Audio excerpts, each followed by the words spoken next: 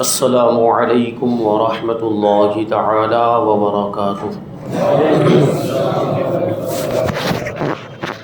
الحمد للہ رب العالمین والعاقبۃ للمتقین والصلاة والسلام علی سید الانبیاء والمرسلین وعلی آلہ واصحابہ اجمعین، اما بعد فاعوذ باللہ من الشیطان الرجیم، بسم اللہ الرحمن الرحیم۔ قد جاءکم من اللہ نور وکتاب مبین۔ صدق اللہ مولانا العظیم وصدق رسولہ النبی الامین المتین الکریم، ونحن على ذلك لمن الشاهدين والشاكرين والذاكرين والحامدين والحمد لله رب العالمين۔ آئیے ہم اور آپ سب سے پہلے حضور سرور کائنات، فخر موجودات، باعث تخلیق کائنات، احمد مجتبی محمد مصطفیٰ صلی اللہ علیہ وسلم کی بارگاہ اقدس میں درود و سلام کا ہدیہ پیش کریں اور پڑھیں اللہم صلی علی سیدنا و مولانا محمد معدن الجود والکرم وآلہ الکرام وابنہ الکریم وبارک وسلم، صلاة و سلاما علیک یا رسول اللہ صلی اللہ تعالی علیہ وسلم۔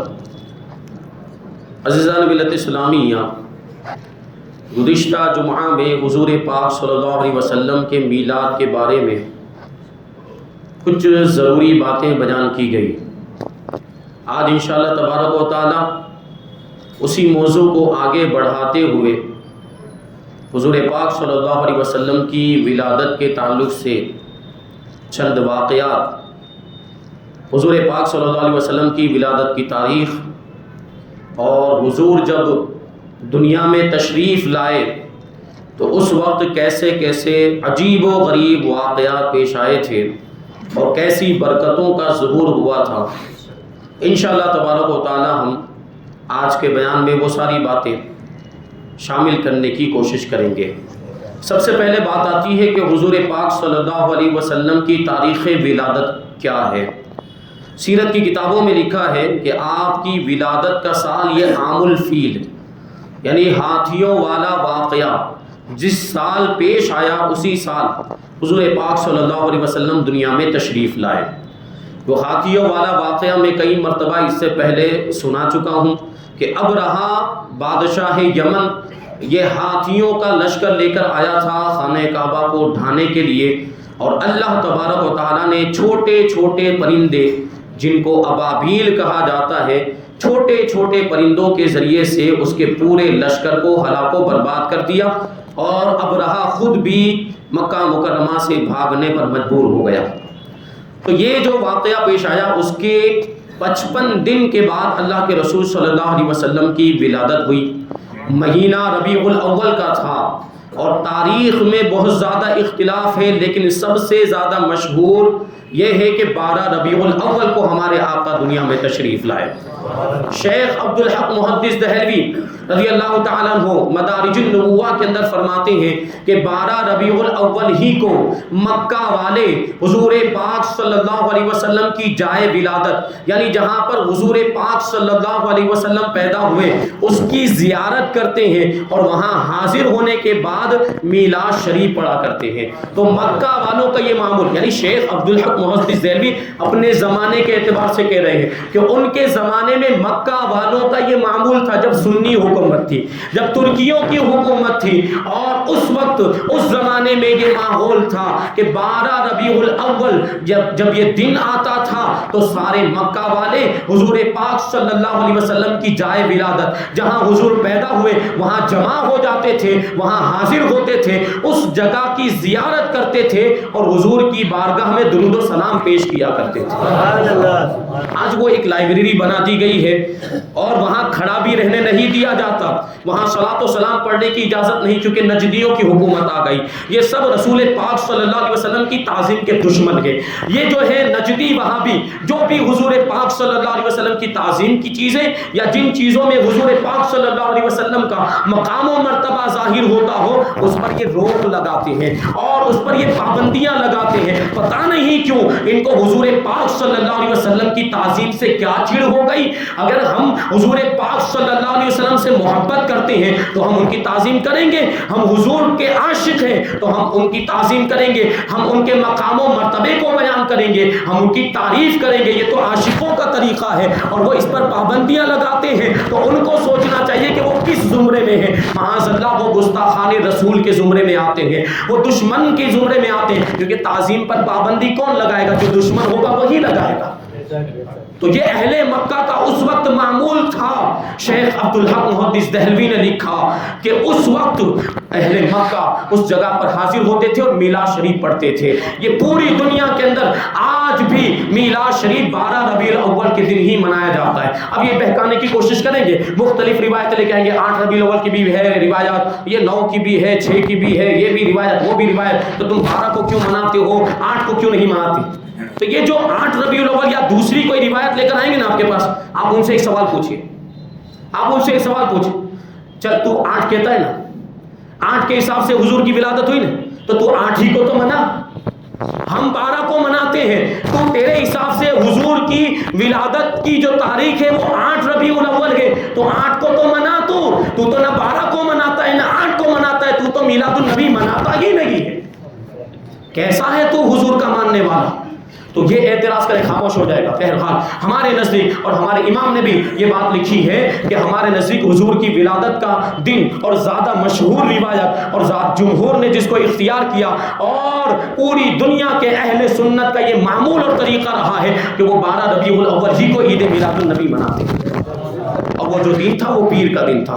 शेख अब्दुल हक मुहद्दिस दहलवी फरमाते कि इसी दिन, पीर के दिन ही हुजूर पाक सल्लल्लाहु अलैहि वसल्लम दुनिया में तशरीफ लाए और इसी पीर के दिन सबसे पहली वही हुजूर पाक सल्लल्लाहु अलैहि वसल्लम पर नाजिल हुई और इसी पीर के दिन अल्लाह के रसूल सल्लल्लाहु अलैहि वसल्लम ने मक्का मुकर्रमा से हिजरत फरमाई और इसी पीर के दिन हुजूर पाक सल्लल्लाहु अलैहि वसल्लम मदीना मुनव्वरा के अंदर तशरीफ लाए और इसी पीर के दिन मक्का मुकर्रमा फतह हुआ और इसी पीर के दिन अल्लाह के रसूल सल्लल्लाहु अलैहि वसल्लम ज़ाहिरी तौर पे दुनिया से तशरीफ ले गए। तो ये हुजूर पाक सल्लल्लाहु अलैहि वसल्लम की विलादत की तारीख, विलादत का दिन। अच्छा, वक्त के बारे में भी इख्तिलाफ कि वक्त कौन सा था, दिन में कौन से वक्त, कौन से टाइम में हुजूर पाक सल्लल्लाहु अलैहि वसल्लम पैदा हुए। तो इसमें इख्तिलाफ, एक रिवायत में आया कि तुलूए आफताब से पहले पैदा हुए और एक रिवायत में आया कि रात के वक्त पैदा हुए। लेकिन अक्सर रिवायतों में ये आया है कि रात जा रही थी और सुबह सादिक तुलू हो रही थी, उस वक्त हमारे आका दुनिया में तशरीफ लाए, यानी नूरानी वक्त था। ये रात जाती हो तो उसका अंधेरा खत्म होता है और सुबह सादिक तुलू होती है तो एक रोशनी नमूदार होती है और बड़ा ही मुबारक वक्त होता है, बड़ा बरकत वाला वक्त होता है। आज भी सुबह सादिक के वक्त आप बेदार होकर जायजा लें तो अगरचे सख्त गर्मी का मौसम हो लेकिन उस वक्त आपको ठंडक का एहसास होगा, उस वक्त आपको ठंडक का और ऐसा महसूस होगा कि आज भी अल्लाह की रहमत नाजिल हो रही है। जब आज हम ये तजर्बा करके देख सकते हैं और हमें ये महसूस होता है कि आज भी अल्लाह की रहमत नाजिल हो रही है, तो उस वक्त जब अल्लाह के रसूल सल्लल्लाहु अलैहि वसल्लम दुनिया में तशरीफ लाए थे उस वक्त कितनी अल्लाह की रहमतें नाजिल हुई होगी। ये नूरानी वक्त। अच्छा, ये भी गौर करने की जरूरत है कि देखिए वो वक्त भी अल्लाह तबारक व तआला ने कैसा मुंतखब फरमाया।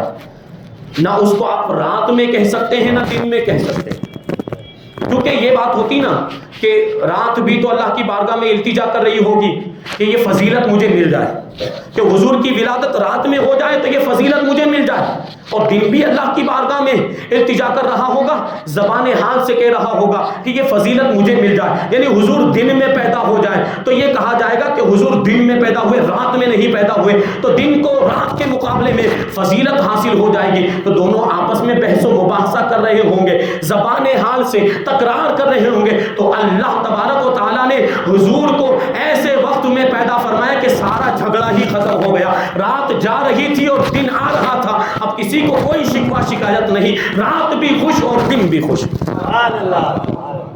اور ایک حکمت اور غور کریں کہ اللہ تبارک و تعالیٰ نے آپ کو کسی ایسے مہینے میں پیدا نہیں کیا جو پہلے سے برکت والا مانا جاتا ہو اور پہلے سے بزرگ مانا جاتا ہو, کرامت والا مانا جاتا ہو, جیسے رجب کا مہینہ, محرم کا مہینہ, رمضان کا مہینہ.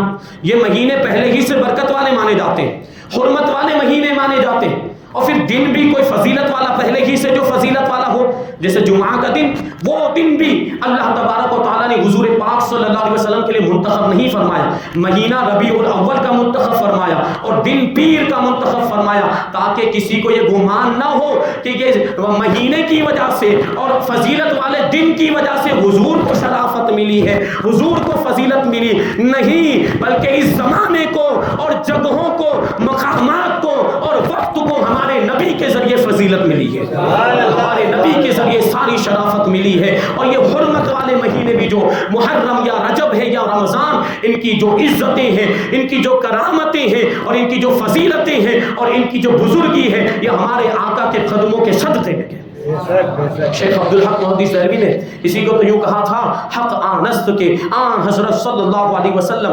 متشرف بزمان نیست بلکہ زمان متشرف با است. یعنی حق بات یہ ہے کہ حضور پاک صلی اللہ علیہ وسلم کو زمانے سے شرافت حاصل نہیں ہوئی, بلکہ زمانے کو آپ کی ذات کے ذریعے سے شرافت حاصل ہوئی ہے. اور یہی حکمت ہے کہ آپ کو بزرگی والے مہینوں میں اللہ نے پیدا نہیں کیا, فضیلت والے مہینوں میں آپ کو پیدا نہیں کیا. اور حضور پاک صلی اللہ علیہ وسلم نے ماہ ربیع الاول کو اور پیر کے دن کو وہ فضیلت عطا فرمائی اور وہ شرف بخشا ہے جو کسی اور مہینے اور کسی اور دن کو ملا ہی نہیں. اور اسی فضیلت کی وجہ سے یہ دن کتنا بلند و بالا ہو گیا کہ اس کو عیدوں کی عید کہا جا رہا ہے. اور ایسی بات کہی جاتی کہ عاشقوں کی عید ہے عید میلاد النبی, کیونکہ حضور پاک صلی اللہ علیہ وسلم اسی دن میں تشریف لائے اور باقی عیدیں اسی عید کے صدقے میں ہمیں ملی ہے.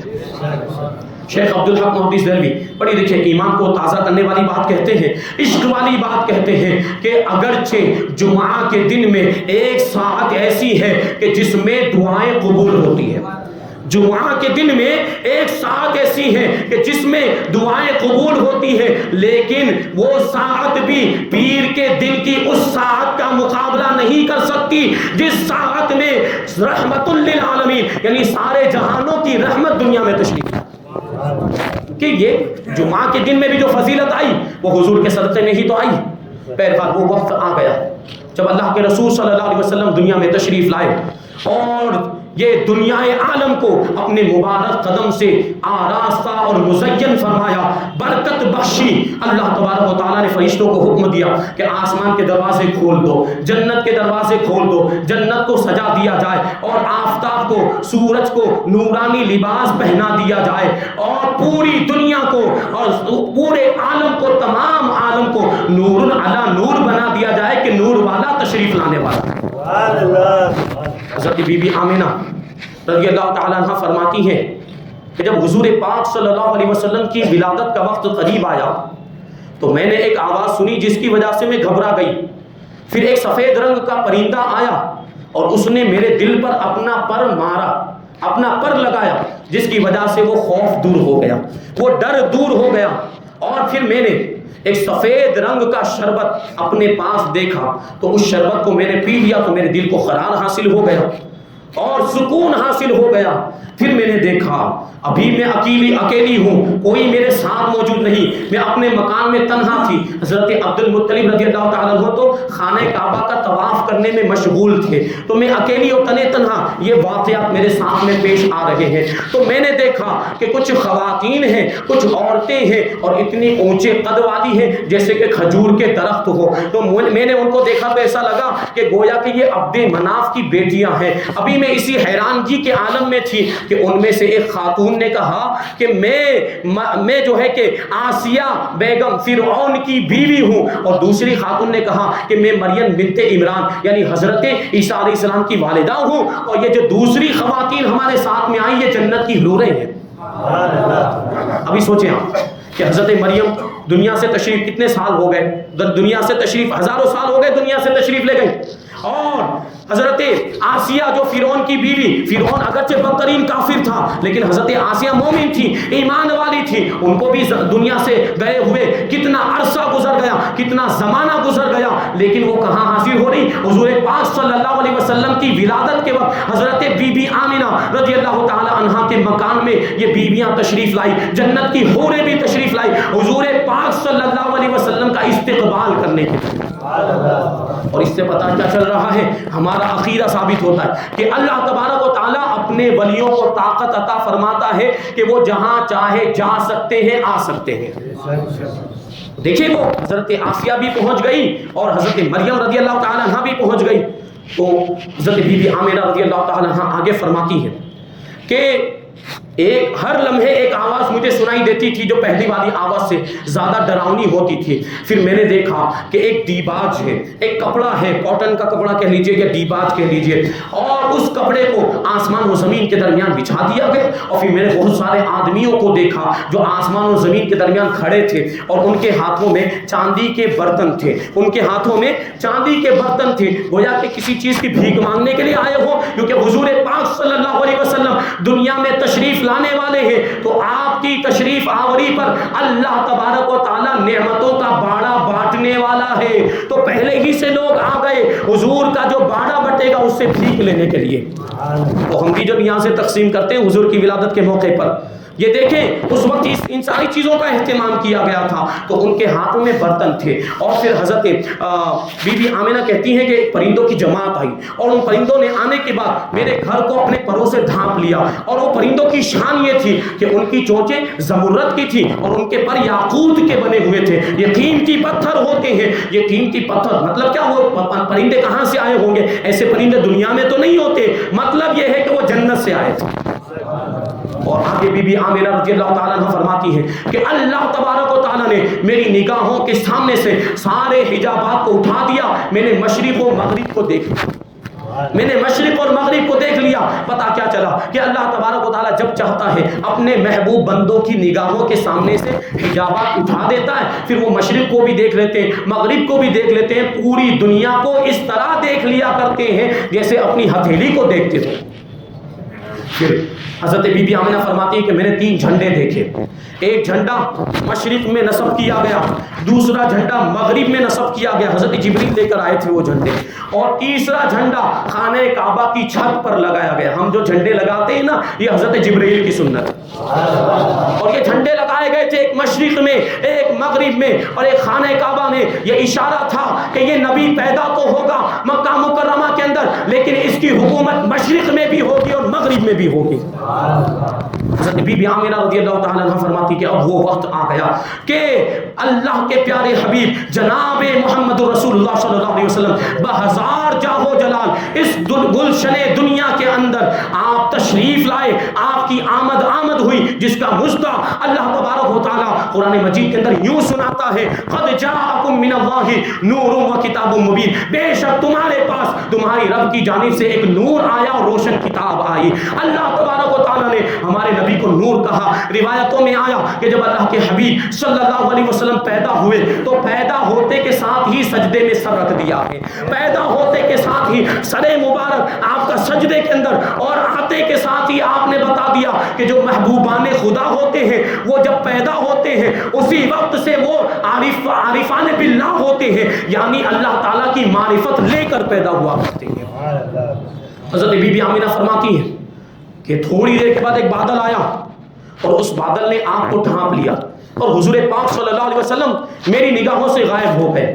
لیکن میں نے ایک آواز سنی کہ کوئی کہنے والا کہہ رہا تھا: طوفوا به مشارق الارض ومغاربها وادخلوه البحار لتعرفوه باسمه ونعته وصورته. کوئی کہنے والا یہ کہہ رہا تھا کہ محمد صلی اللہ علیہ وسلم کو زمین کے مشرق اور مغرب میں ان کو گھماؤ اور زمین کے مشرق اور مغرب میں ان کو چکر لگاؤ، لے کر جاؤ، اور سمندروں کے اندر بھی ان کو لے کر جاؤ تاکہ ساری دنیا کے لوگ اور ساری دنیا کی مخلوقات ان کے نام کے ساتھ اور ان کی صفت کے ساتھ، ان کی ناک کے ساتھ اور ان کی صورت کے ساتھ ان کو جان لے اور پہچان لے.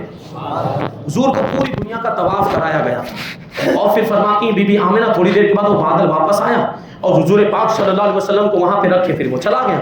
میں نے دیکھا کہ حضور پاک صلی اللہ علیہ وسلم ریشمی کپڑے میں لپٹے ہوئے ہیں اور آپ کے بدن مبارک سے پانی کے قطرے ٹپک رہی ہیں کیونکہ سمندر میں لے جایا گیا تھا.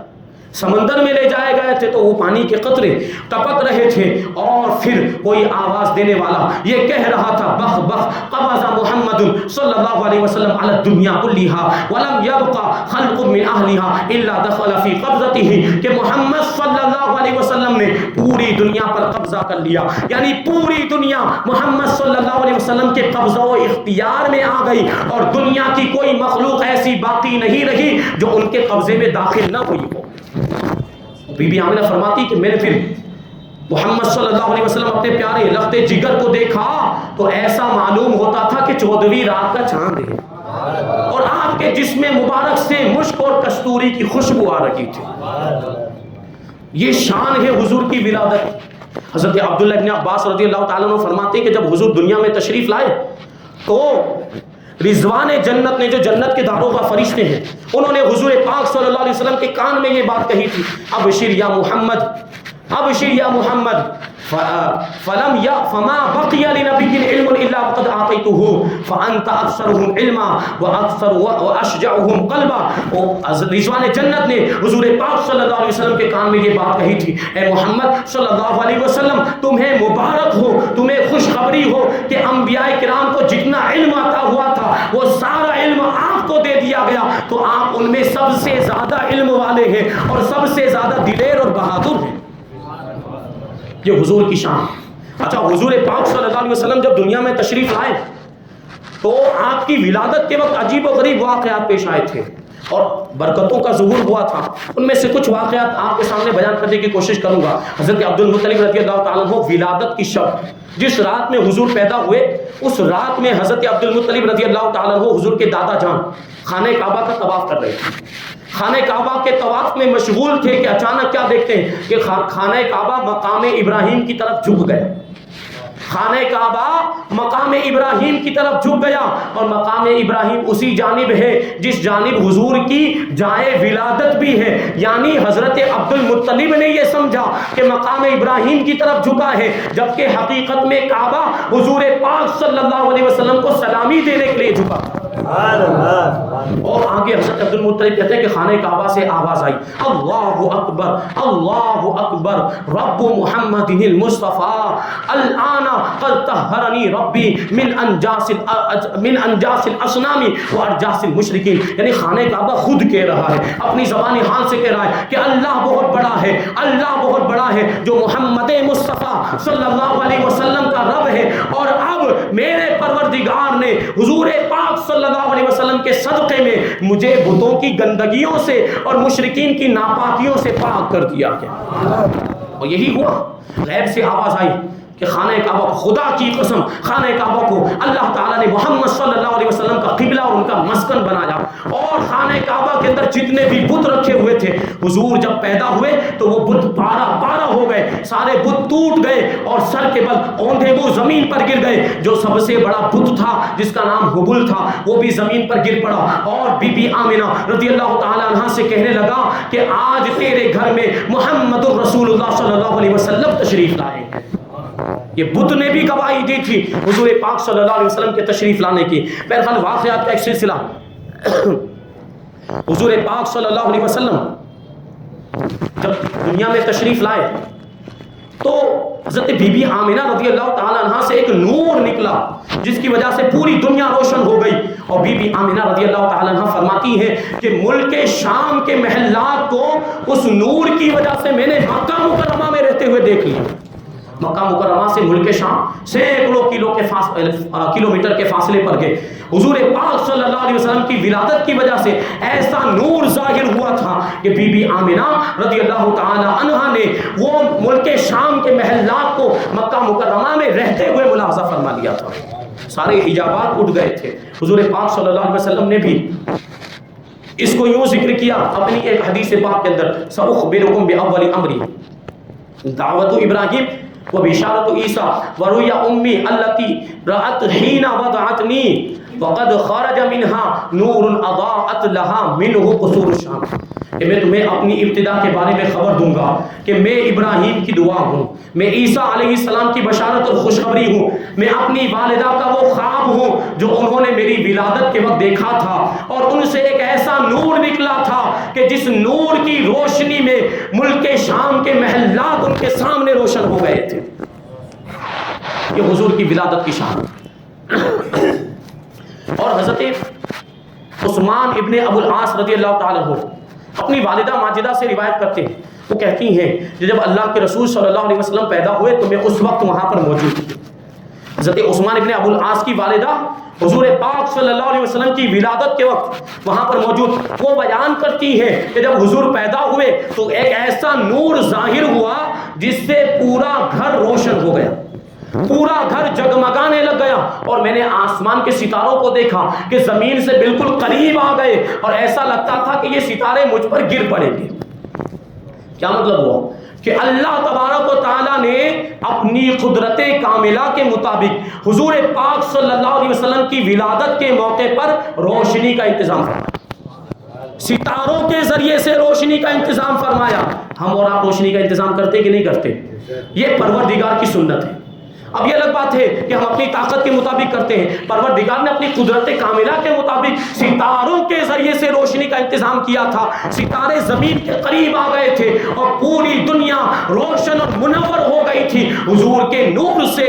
تو یہ روشنی کا انتظام حضور کی ولادت کے وقت ہوا۔ تو یہ چراغاں کرنا، روشنی کرنا، یہ قمقمے لگانا اور اس طرح سے روشنی کا اور چراغے کا انتظام کرنا، یہ کوئی بدعت نہیں، یہ کوئی شرک نہیں، ناجائز و گناہ نہیں ہے، بلکہ اچھی نیتوں کے ساتھ کیا جائے تو اس میں ثواب بھی ملتا ہے۔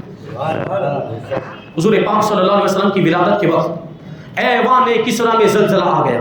کسرا جو ملک فارس کا بادشاہ تھا، اس کے محل میں زلزلہ آ گیا اور اس کے 14 کنگورے گر گئے، یعنی 14 مینار جو کنگورے جو فصیل کے اوپر بنائے جاتے وہ سب گر گئے، اور یہ اس بات کی طرف اشارہ تھا کہ یہ کسرا کی جو حکومت ہے یہ 14 بادشاہوں کے بعد ختم ہو جائے گی، پھر اسلامی حکومت آ جائے گی۔ اور ایک نہر جس کو نہر ساوا کہا جاتا ہے وہ کئی سالوں سے بہہ رہی تھی، اور وہ نہر اتنی تقریباً 6 میل کے فاصلے میں ہمدان اور قم کے علاقے میں جو ایران کے اندر موجود ہے یہ نہر بہا کرتی تھی، لیکن جب حضور پیدا ہوئے وہ نہر خشک ہو گئی، جبکہ دوسری ایک نہر جس کا نام نہر سماوا تھا وہ ایک مدت سے خشک تھی، حضور کی آمد پر وہ بہنے لگ گئی۔ اور پھر فارس کا آتش کدہ، ملک فارس میں آگ جلاتے تھے مجوسی، اور وہ آتش کدہ اس میں ہزاروں سال سے وہ آگ روشن تھی، اور اس آگ کو وہ لوگ بجھنے نہیں دیتے تھے، اس میں لکڑیاں ڈالتے، روزانہ ان کا معمول، یہ ان کی عبادت کے طریقوں میں شامل ہے کہ وہ آگ کے اندر لکڑیاں ڈالتے ہیں۔ وہ 1000 برس سے وہ آگ جل رہی تھی، وہ آتش کدہ روشن تھا، لیکن جب اللہ کے رسول صلی اللہ علیہ وسلم دنیا میں تشریف لائے وہ آگ بھی بجھ گئی جو 1000 سال سے روشن تھی۔